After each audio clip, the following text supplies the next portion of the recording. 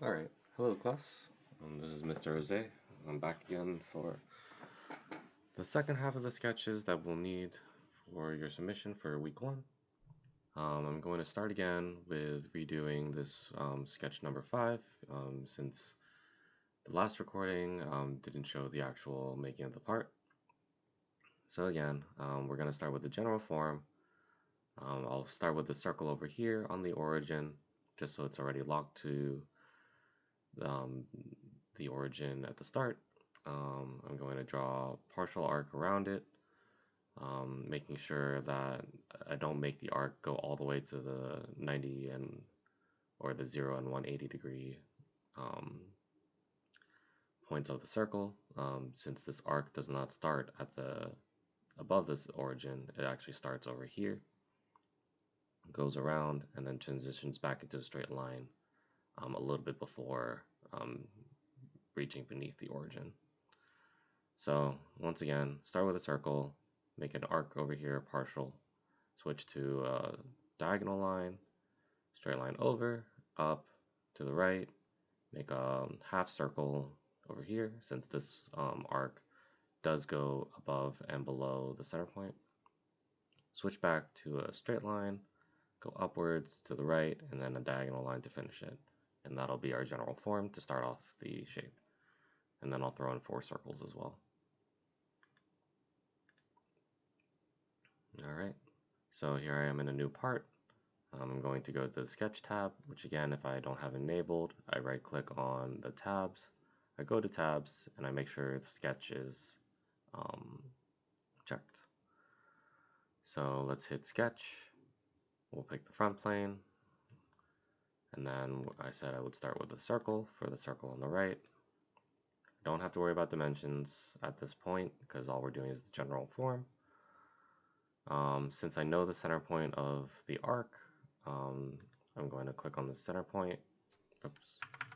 I'm going to click on making a center point arc, which is this tool in the middle up here in the top left of the sketch tab. Make sure it's on center point and not 3-point or tangent arc. I'm going to click on the center point since that's what the first click is meant to be in the center point arc. I'm going to click the starting point of the arc and then the ending point of the arc. Now I'm going to scroll out to give myself some more space, scroll in so that's more towards the right, similar to the drawing. And I'm going to click my line tool. I'm going to click on the starting point of the diagonal line and go straight down into the left. And then since I'm left clicking, just a single left click, no clicking and dragging, as you can see from the input tracker. It lets me just continue the line tool and quickly do a horizontal line, then a vertical line, then another horizontal line. So here I'm going to hit escape, and I'm going to go back to my arc tool. This time, since it's a arc that goes above and below, I can pick it's above and below its center point. I can either pick tangent arc or I can pick 3-point arc to make it, but since I don't know the exact center point, I'm probably not going to pick center point arc. So again, I'm just clicking the drop down up here. I'm going to hit 3-point arc for this situation. I'm going to click on, the first click is the starting point of the arc, the second click is the ending point of the arc, and then the third click is the radius of the arc. Here I'm going to line up the center point so that this dotted line appears, since I know that I want it to be a full half circle. And then I'm going to click. I'm going to hit escape so that I'm just in the general selection tool. And then I'm going to hit the line tool again. And I'm going to continue the shape, which now goes over to the left. Right now I'm pre-aligning it since I know the foot is supposed to be straight up and down. That doesn't have to be done. I can put it out here. But since I know the feet will be aligned, I figure why not have that dotted line appear at the start. I believe I'm still going to have to add a constraint. Similarly, I'm going to line up the corner points of the diagonal lines, but again, I'm going to have to add a constraint later because that's just a visual effect. And so here, I have the general form of the object. I'm going to add the 4 circles.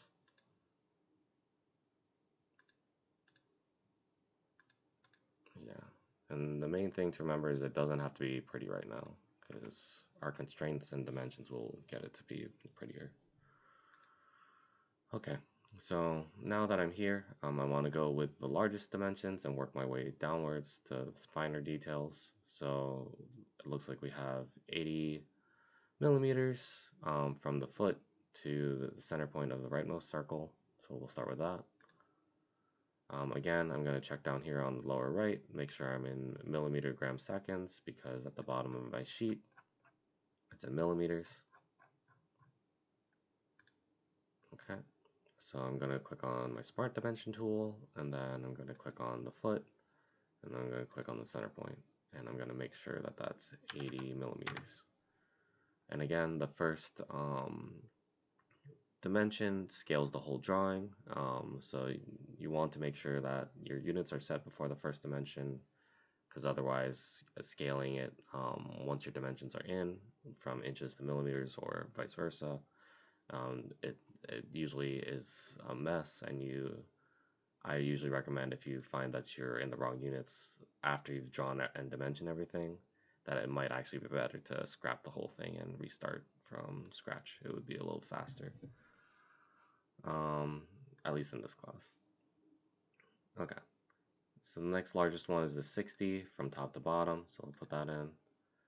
So I'm still in my Smart Dimension tool, it's still grayed to show that it's selected, and next to my cursor is the Smart Dimension icon, which is this icon over here, the little arrows and the 2 lines.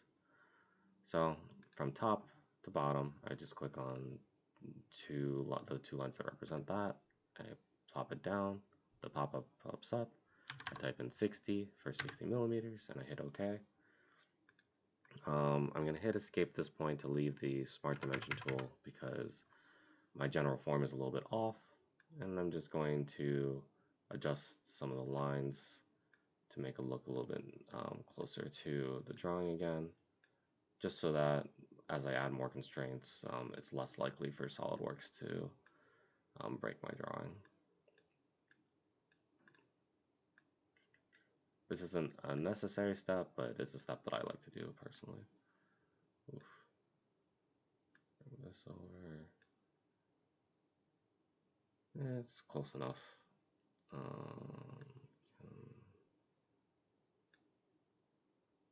That's close enough. Maybe drag this guy a little bit inwards. Alright, well, we're desperately in need for more dimensions and relations, it looks like. So next up, I'll do this 40 for this bottom line. What I did there was I right-clicked and dragged, so you can see that on the input capture that my right-click is held down. And by dragging a little bit, it lets me get to my click selection tool, so I can quick select the line by dragging over to the left. I can quick select Smart Dimension by dragging upwards. I can quick select circle, or I can quick select making a rectangle.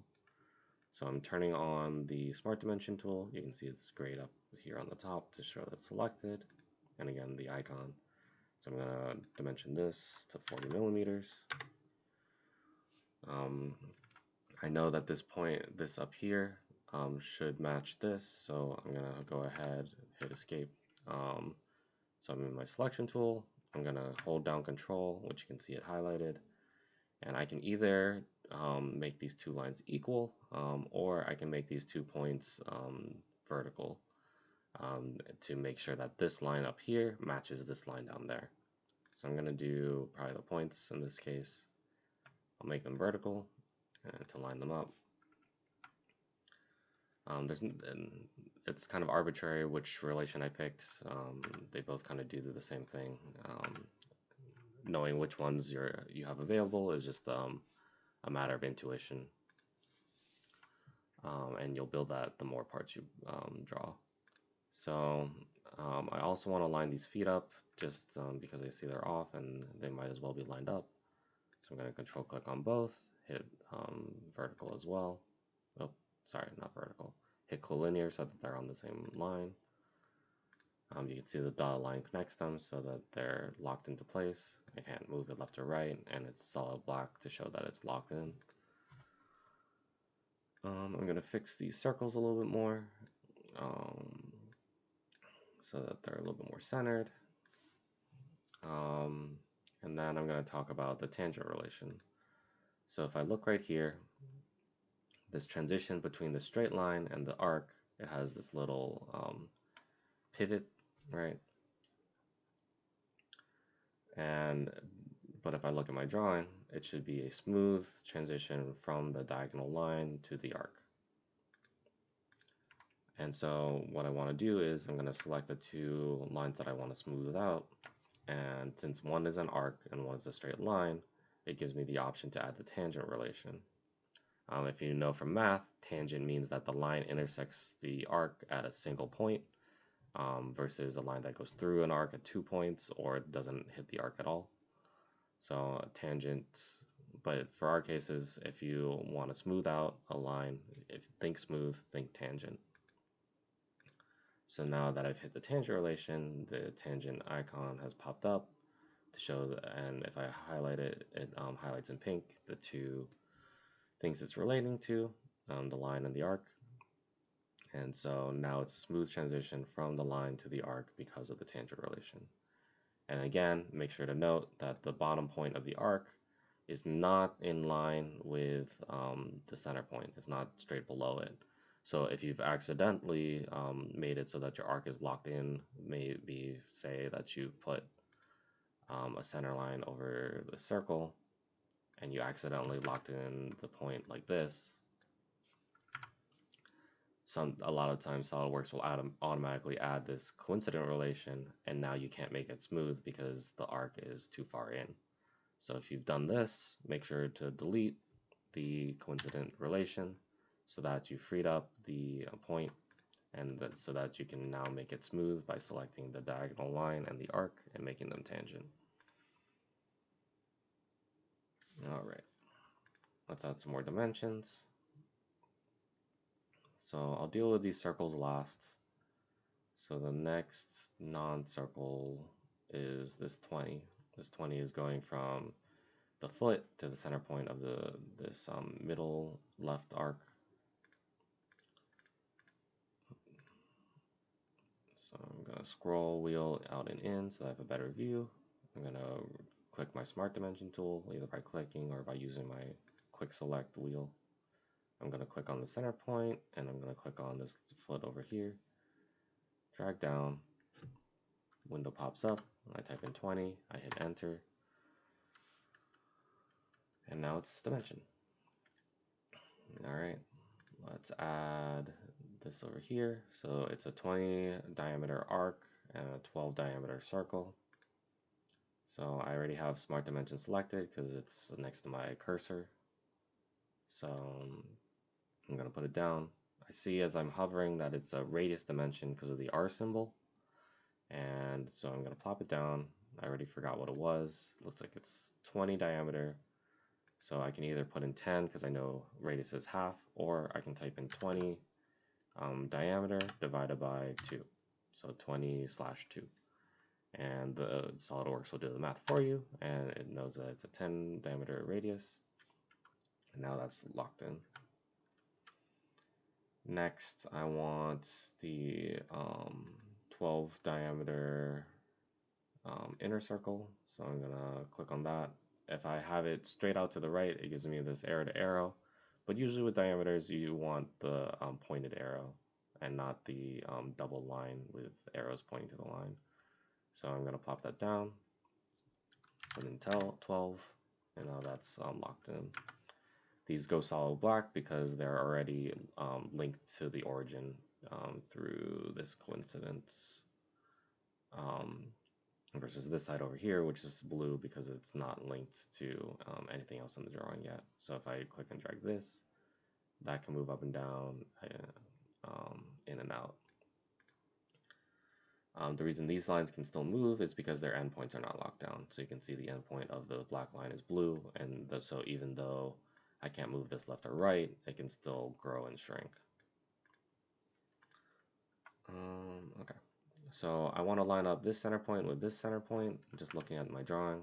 So I'm going to hold down control, click on one, click on the other center point, and make them horizontal to each other.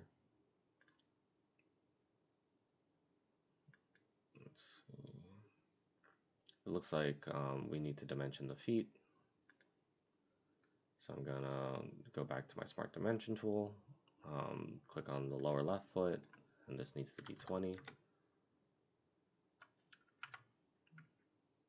Let's see, how does this still grow? So it can still shake. So if I go like this, right, and I make it a little bit wonky, I can see that this one is at a steeper angle than the bottom. And so that tells me that I want it to be symmetric across the like a horizontal line. So I want these two to have the same but opposite angles. And so I'm going to put in a center line. I'm going to hold down Control. I'm going to click the three things I want to relate, which is the top diagonal, the bottom diagonal, and the axis I want to mirror on. And these are the relations that pop up. And for me, since I want it to be mirrored, I'm going to hit the symmetric relation to mirror them. So now most things are locked in except for the circles. So I'm hitting escape so that I'm just back in my general selection tool. I'll drag these kind of to the right place. So let's dimension one of the circles. So it looks like it's a 10 diameter, 10 millimeter diameter. So I'm going into my Smart Dimension tool, plopping down a dimension, hitting 10. I've showed this a little bit in class, but I don't want to, I could dimension each of these as 10, but for me it's a lot faster and a little bit more robust to control click all of the things I want to relate, all 4 circles, and hit equal to give them all the same diameter. This way, if I see that in my book I put the wrong dimension, if I change 1 to 9, they all change. So more dramatically, if I change it to 2 millimeter diameter, they all change as well. It's a little bit faster. So we'll set them back to 10. Let's add some more dimensions. So this millimeter, or this circle is 10 millimeters down and to the right from the corner. So we'll add that.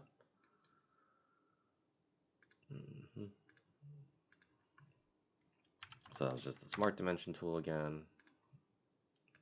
Clicking on the line and the center point because those are the two things I want to give the spacing to. It looks like down here, this circle is 10 down from the bottom. And it looks like over here, this circle is 30 from the left side. So we'll put in this 30.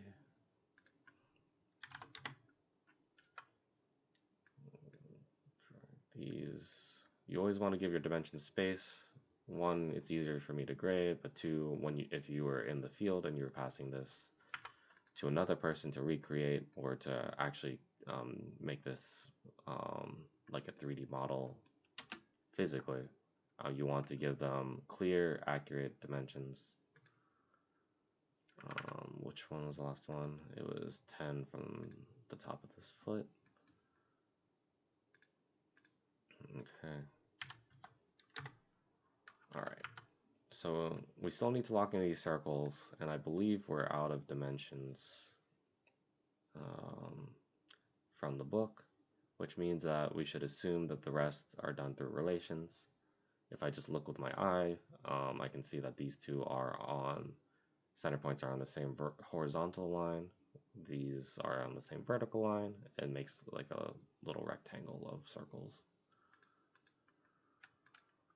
So I'm going to click on 2 center points that I want to relate and put them on the same horizontal line with a horizontal relation. I'm going to click on 2 other center points and I'm going to put them on the same vertical line with a vertical relation. And then I'm going to do the same thing for this last circle. And now I see on the bottom right, my part is fully defined. Everything is black lines and black points.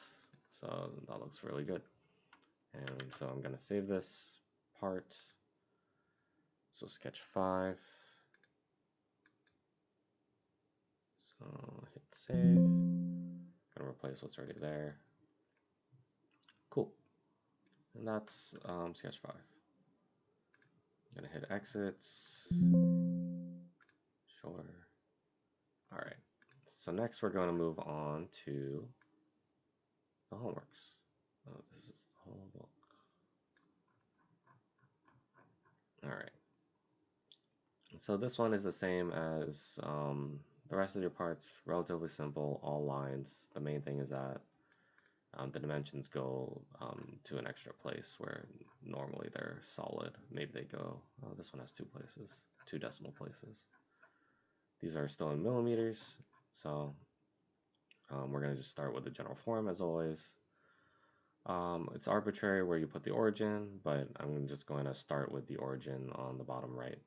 It goes to the left, up, left, up, diagonal, right, diagonal, down. So let's make a new part. Okay, let's make a new sketch. I'm in the sketch tab, make sure I have it checked. In the tabs, sketch. So I hit sketch, I hit front plane. I'm going to use the scroll wheel to do the line, tool, select, and I'm going to click, left click once, left click again, and I just keep left clicking, making the general form of the object. Hopefully I have a good enough memory to get it in one. Is that right? Oh, I missed one.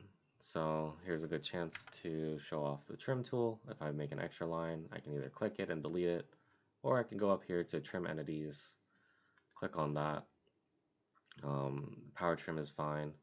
And power trim, all I do is I kind of like cut through it. You can see this gray line up here. Anything this gray line through cuts out that object.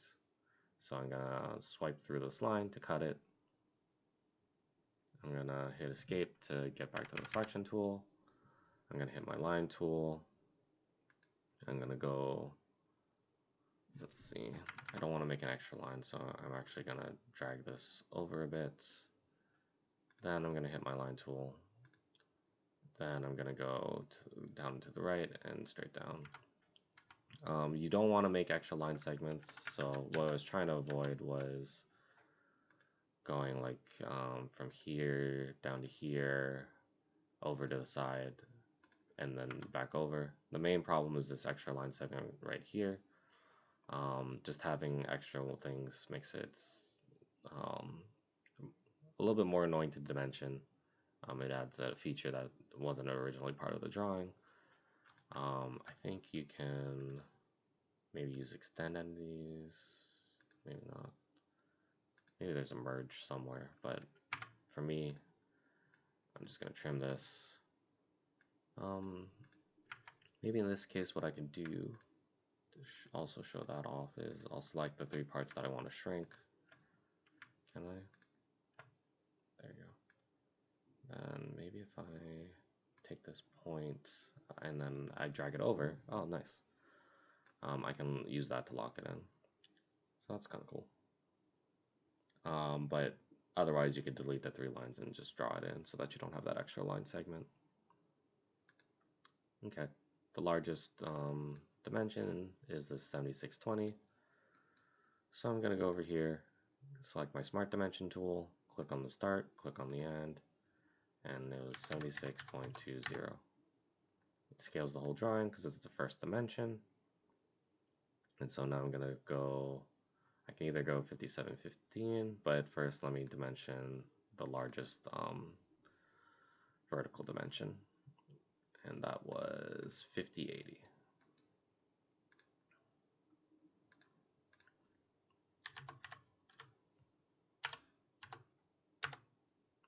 Okay, I'm gonna drag this just to make it a little bit more shapely. This one as well. Next up, I see 5715. So that's from the inside of this rectangle down to the bottom, 57.15. Next I see 3810 on the right. So that's for this guy, 3810. This from this endpoint to the right side is 1905. So I'm gonna click on my two endpoints. I want to make sure I'm going straight up and down for this one, because if I go straight up and to the right, that dimensions the line at this angle specifically, so like the length of this line. But what I want to define instead is the horizontal distance between the two endpoints of this line. I've already forgotten, so it's 1905. This line itself from here is 25.4 millimeters.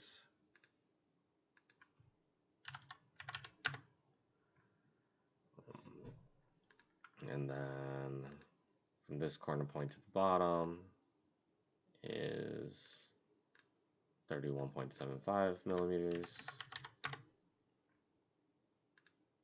Let's see, the width of the box, or the height of the box, is 12.7. And all this is a smart dimension tool over and over again. This over here, I think it's at 6.35. Nice. Anything else?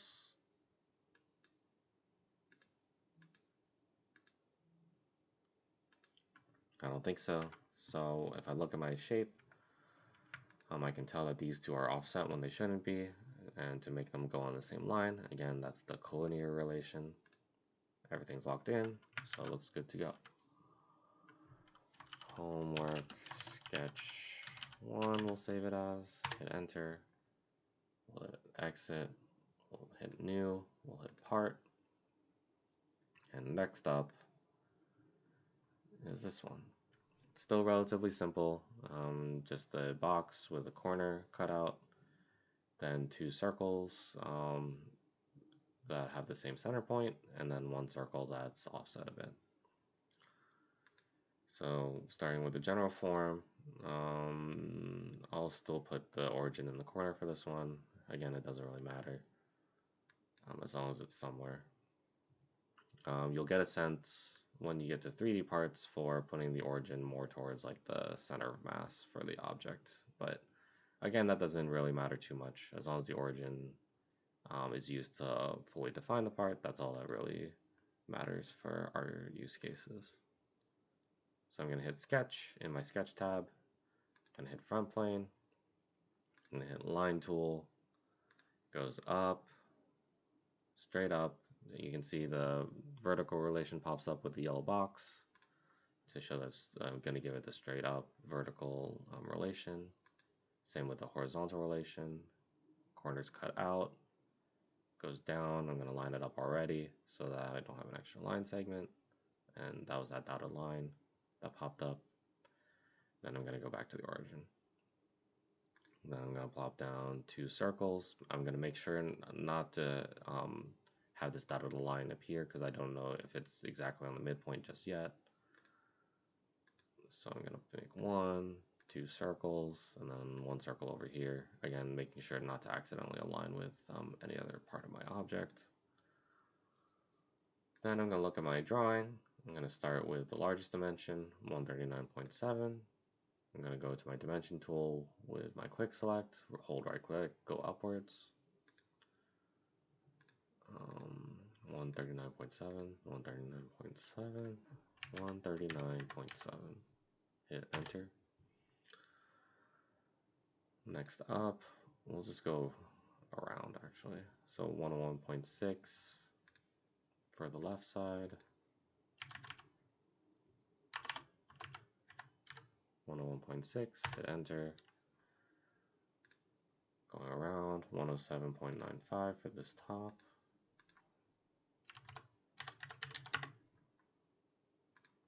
Going around, 5080 for the bottom. Alright, now I can see my outside perimeter is all locked in, so that feels pretty good. Let's start on this circle. The center point of the circle is 76.2 from the left side. So here to there is 76.2. The circle is 38.1 from the bottom to the center point.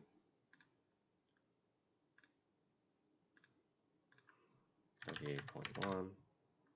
And so, yep, it wasn't locked into the midpoint. Again, I can always find the midpoint. If I hover over the line, it makes the midpoint pop up. So if I accidentally locked it in, then that would make a coincident relation probably. But a relation that I did not want between the center point and this, making it harder for this dimension, maybe would create a overdimensioned condition. So the center point's defined, so let's define the arcs. This diameter is 25.4 for the inside circle and 50.8 for the outside circle. So the inside circle was 25.4 and the outside circle was 50.8.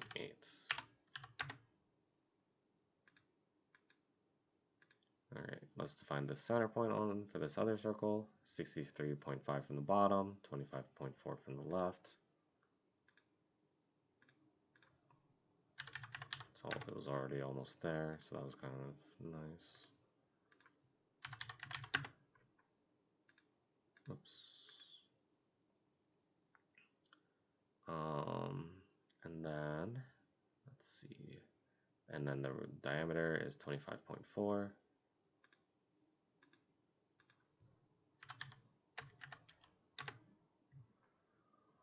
And it's fully defined, and so we're good to go. We hit save. We hit homework sketch 2. And we move on.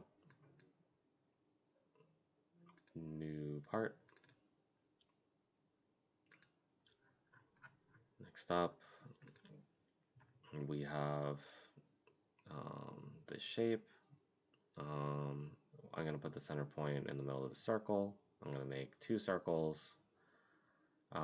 Again, when you draw this line over here, you have to take extra care that you don't accidentally line up the endpoint with this being horizontal with the center point, because the line does not start over here, it starts up here on the arc. So we go down, down again, to the left, diagonal, left, up, and then again up here on the circle and not horizontal with the center point. So we'll make a new sketch on the front plane. We'll hit our circle tool. We'll draw our 2 circles. We'll hit the line tool. Well, in general form, I don't want to start here. I want to start up here. I just draw outwards, and then following the shape of the object, it goes over to the left. Or did it go down first? It went down first. I'm going to trim that. I'm going to go down, to the left, up to the right, over, down, over, up, and then not hitting this, go up a little bit more, and hit that. Let's see. It looks like there's also a horizontal line that connects down here to over here. So I'll plop that in, and now we have the general form of our object. Already I'm going to start with some relations because I don't want it to get off base too much. So I'm going to add a center point or a center line. I know it's going to go through the origin because of this dotted line, but if it wasn't through the origin, or if it wasn't vertical, I could always add those relations to lock it to the center point later. Okay. So I want these 3 to be symmetric. It already added the tangent relation, which was kind of nice. I want that over here as well to smooth it out. I think that's all I'll start with for now, because looks like we have some angle dimensions too. It's still millimeters, so before I have my first dimension, I make sure I'm in millimeters. I go to my smart dimension tool. The outside diameter was 7 millimeters, and the inside diameter was 4 millimeters. It looks like this line down here should be tangent with this line up there. Makes it a little bit more squat. Don't want to edit that just yet. We'll add the bottommost dimension being 10.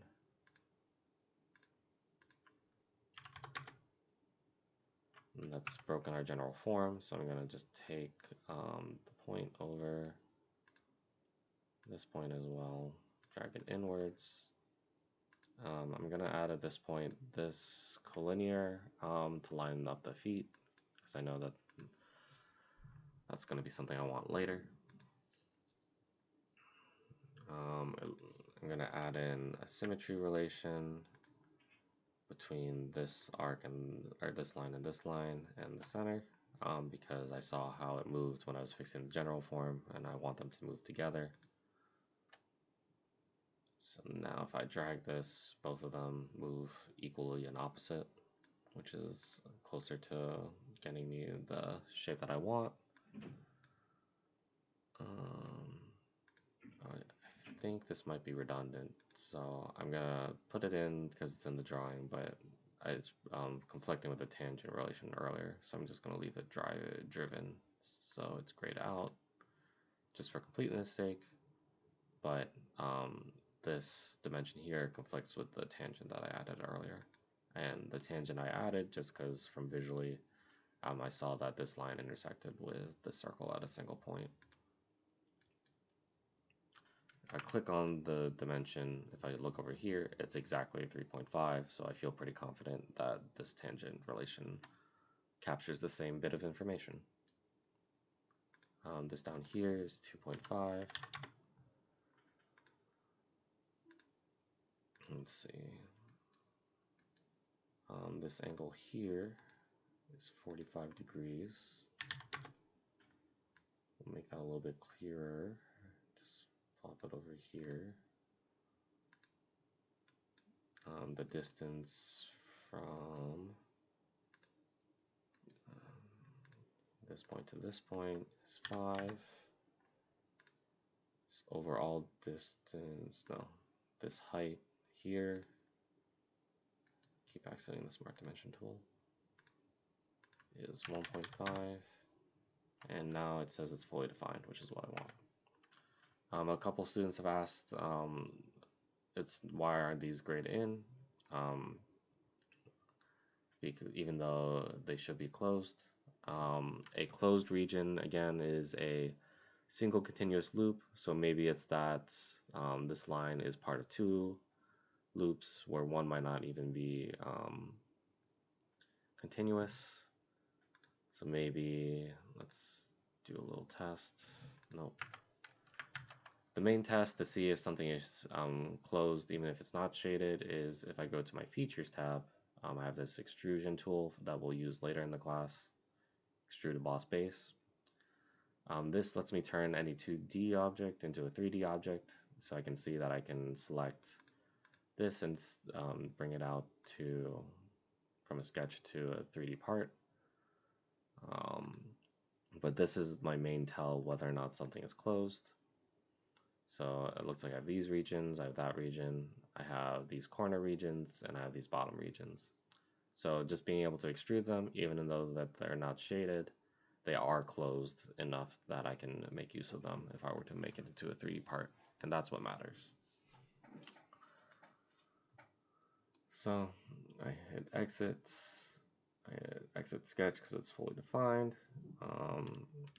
I'm going to reorient my space by hitting the space bar, and I can select either the front option in the pop-up window, or I can select on the front plane. It shows in this pop-up that came up that it's the front.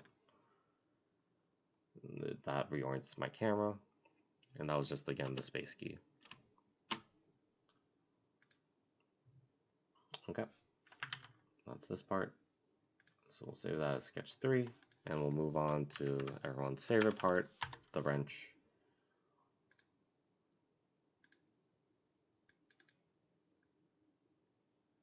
All right. So the wrench. If I broke down this wrench to make a game plan, really all I have are 2 straight lines, 2 circles on the end. Then I cut out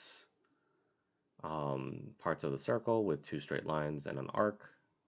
The arc is not smooth from the straight line to the arc, so I don't want it to be tangent. And then I add some fillets at the end. Fillets are decorative, and this syntax lets me know that it's a fillet. But I could also use the arc tool. It's a 13 millimeter radius arc in 4 places. So 1, 2, 3, 4. Okay. So I'll put my center point right in the middle. So I just have to take care that the midpoints of this rectangle are lined up vertically with the center point and that it's on the center line. So I'm going to hit sketch, I'm going to hit front plane, and I'm going to start with that center line. I'm just going to plop one down, hit escape. I'm going to go into my line tool. I'm going to draw 2 lines. This time I'm going to click and drag so that when I let go, it doesn't make a new line connected to it, and I can just go down below it and click and drag again. I'm going to hit my circle tool. I'm going to plop down. Honestly, I'm just going to plop down the circles unconnected because it's kind of a pain to connect them. But I can show you 2 ways to connect them in this one. So one way I'm going to connect these through relations. So I'm going to click on the circle, I'm going to click on the line, or I need to click on the outside edge and maybe the point. Yeah. So I want this circle to be connected here. And so clicking on the point instead of the line, I'm going to hit coincident. And then I'm going to click on the circle, click on the point and not the line again to make it coincident. So that's one way. I want to make these vertical, these 2 points, because that's how it looks on this drawing.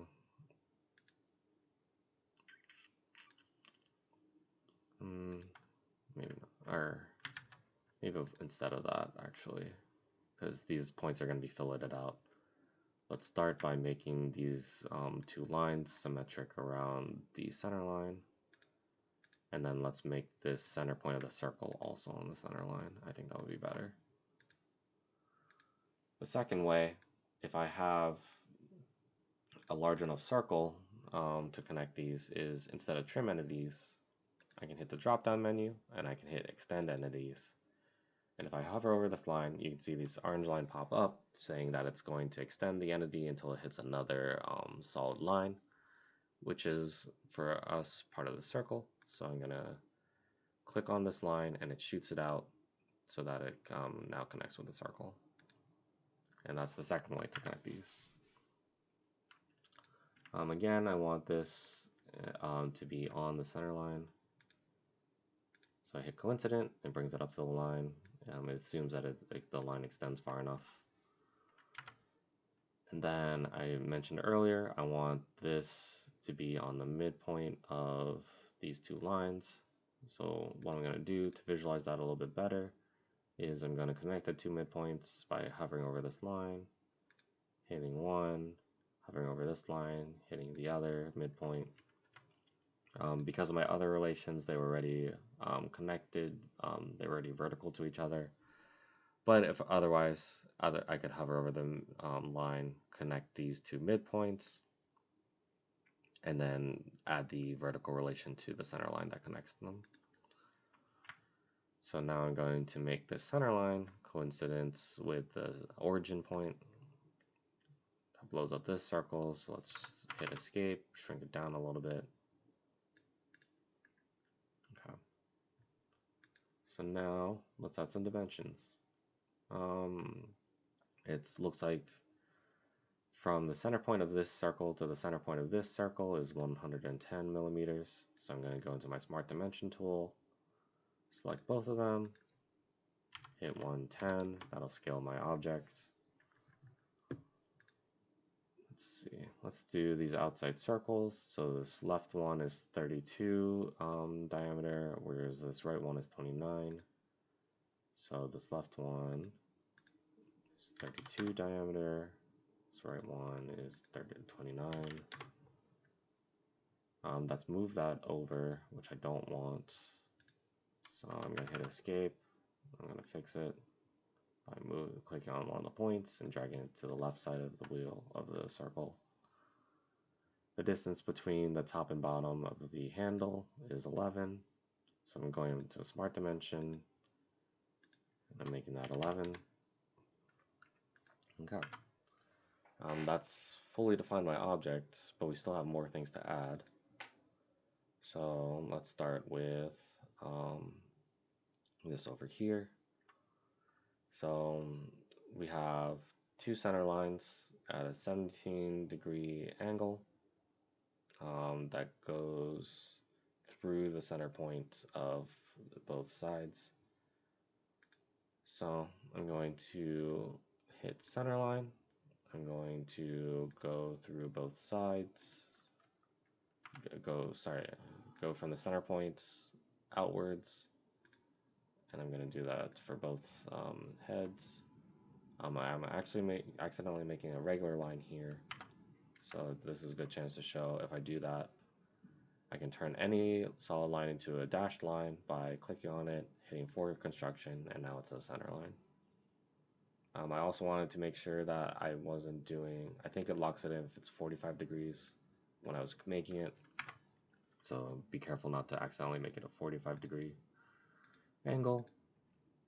I hit 17, and I hit 17 again. So now these are dimensioned to the right angle. Okay.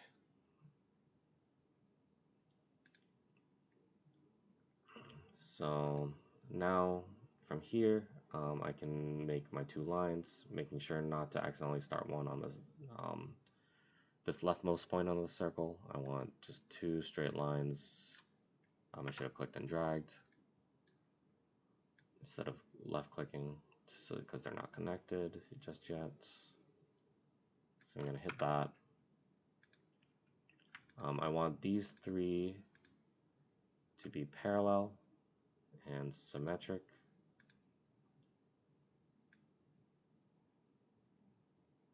So now they move inwards and outwards. I want these two lines to be equal in length.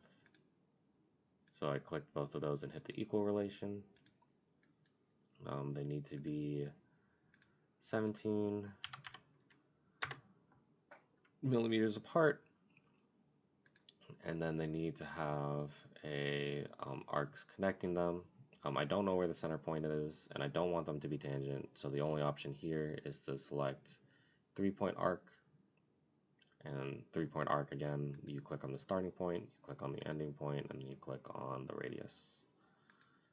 For the circle, if I look at this, it tells me that either the distance between the center points should be 7 millimeters, or the diameter of the arc should be 26 millimeters. I think that's the same information, so I don't know why we give it twice. But it was 26 diameter, so I divide that by 2. Oh, that's why. It's not the same information. So, so I divided it by 2 because it was a radius. I can switch that back to diameter by either going to liters and clicking on the diameter option, or it looks like if I just hover over, if I click, it brings up this menu up here, and I can click on display as diameter, same symbol. Okay, let's go back to the Smart Dimension tool. I want to click on my two center points, one for this inside arc, one for the circle, and I wanted to set that to be 7 millimeters apart. And the last thing I want to do is trim this guy. So I'm going to hit trim entities and I'm going to cut out that line. Okay. Then let's do this other side. It looks like it's exactly the same, except it's an 18 diameter arc with a 13 distance from the center line, or from each other, mirrored around the center line. So I'm going to make 2 lines. Forgot to click and drag again. I'm going to make the 3 of these. Oops. So this is a good chance to show if I've accidentally selected something over here on the left, I can delete it, or I can just control click on it again. But I want 3 lines to be selected. I want to make them parallel. I want to make them symmetric. And then I want to make these 2 outside lines equal in length. I want the distance, so Smart Dimension tool, between the lines to be 13. And I want them to be connected by an arc of a radius that I'll put later. So I click on 3-point arc, I click on one, I click on the other, and then I plop it down, making sure that it's not accidentally adding extra relations. And you can tell because if something extra is being added, because SolidWorks will try and snap it to something else, kind of like that. So you want to make sure it's not snapped so that you can then add the radius, which I believe was 18 diameter. So 18 divided by 2 for the radius. Then I'm going to click on this dimension, I'm going to click on liters, and I'm going to swap it to diameter. Now we need to define the distance between these center points, which is still 7. And now we're fully defined again, so that's good. I'm going to trim open these guys. So you can tell that the trim tool considers center lines as part of things, so you have to make sure to trim both sides of the center line. Okay. So this looks pretty good. Again, some people have asked, why isn't the center part shaded even though it's closed?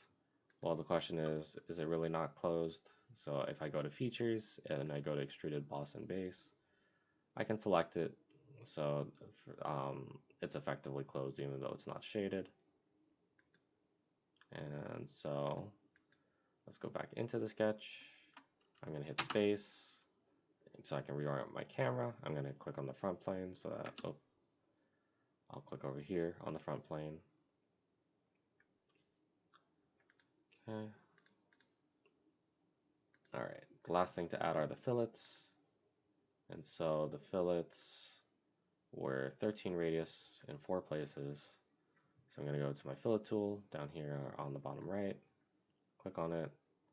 I'll type in 13 for 13 millimeters. Then I'm going to I can click on the corner. Oops, why is it not?